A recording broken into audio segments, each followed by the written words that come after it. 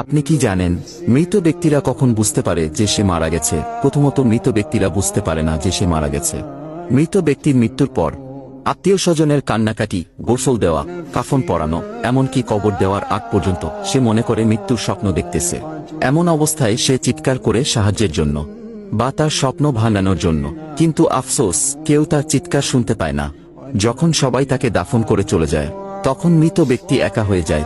ঠিক তখনই মহান আল্লাহ তাআলা তার আত্মাকে পুনরায় তার দেহের মধ্যে ফিরিয়ে দেন। প্রথমত মৃত ব্যক্তি এটি ভেবে নেয় যে হয়তো তার খারাপ স্বপ্ন শেষ এবং সে ঘুম থেকে জেগে উঠেছে, তাই সে আল্লাহর কাছে কৃতজ্ঞতা প্রকাশ করে।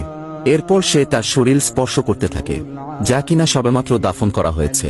তখন সে বলতে থাকে, আমার শার্ট কোথায়, আমার প্যান্ট কোথায়, আমি সাদা কাপড়ে মোড়ানো কেন, এখানে এত অন্ধকার কেন, এখানে এত ময়লা মাটির গন্ধ কেন? তখন সে আস্তে আস্তে বুঝতে পারে যে সে সত্যিই মারা গেছে। আপনি কি জানেন যখন কোনো মানুষ মারা যায় তখন তার কবরে কি ঘটে? মানুষ মারা যাওয়ার পর যখন তাকে দাফন করে সকলে চলে যায় তখন মৃত ব্যক্তি তাদের পায়ের আওয়াজ শুনতে পায়। তখন মহান আল্লাহ তাআলা পুনরায় তার দেহের মধ্যে আত্মা ফিরিয়ে দেন।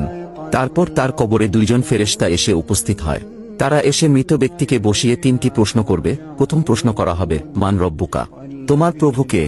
মৃত ব্যক্তি ঈমানদার হলে বলবে, রব্বি আল্লাহ, আমার প্রভু আল্লাহ। তারপর দ্বিতীয় প্রশ্ন করা হবে, মান দিনুকা, তোমার ধর্ম কি? অতএব তৃতীয় প্রশ্ন করা হবে। নবীজির ছবি দেখিয়ে বলবে, মান হুয়া, এই ব্যক্তিকে? মৃত ব্যক্তি শেষ নবীর উম্মত হলে বলবে, ইনি হলেন আমাদের শেষ নবী হযরত মুহাম্মদ সাল্লাল্লাহু আলাইহি ওয়াসাল্লাম। তখন ফেরেশতারা বলবে, তুমি সফলকাম, তোমার জন্য রয়েছে চিরসুখের জান্নাত, যেখানে তুমি অনন্তকাল বসবাস করবে।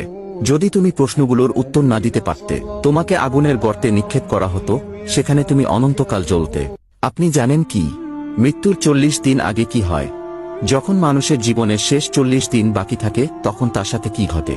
আল্লাহ তাআলা তার পবিত্র আরশের নিচে একটি বৃক্ষ সৃষ্টি করেছিলেন। আল্লাহর যতগুলো মাখলুকাত আছে এবং যেগুলোতে জীবন দেওয়া আছে তার প্রত্যেকটির হায়াত এই গাছে ঝুলন্ত রয়েছে। যখন কোনো মানুষের জীবনের শেষ 40 দিন বাকি থাকে তখন সেই গাছ থেকে একটি পাতা ছুটে আসে মালাকুল মাউত আজরাইল আলাইহি ওয়াসাল্লামের কাছে। সে পাতায় তার নাম, তার পিতার নাম এবং তার মাতার নাম, এমনকি তার বংশের নাম পর্যন্ত লেখা থাকে। আর নির্দিষ্ট সময়ের মধ্যে মালাকুল মাউত তার রূহ কবজ করে নেয়। যেদিন এই গাছ থেকে পাতা ছিঁড়ে মালাকুল মাউতের কাছে এসে পৌঁছায় সেই দিনই তাকে আল্লাহর আরশের নিচে মৃত ঘোষণা করা হয়। হে আল্লাহ, আমাদের ঈমানের সহিত মৃত্যুবরণ করার তৌফিক দান করুক। কেউ আমিন না লিখে যাবেন না।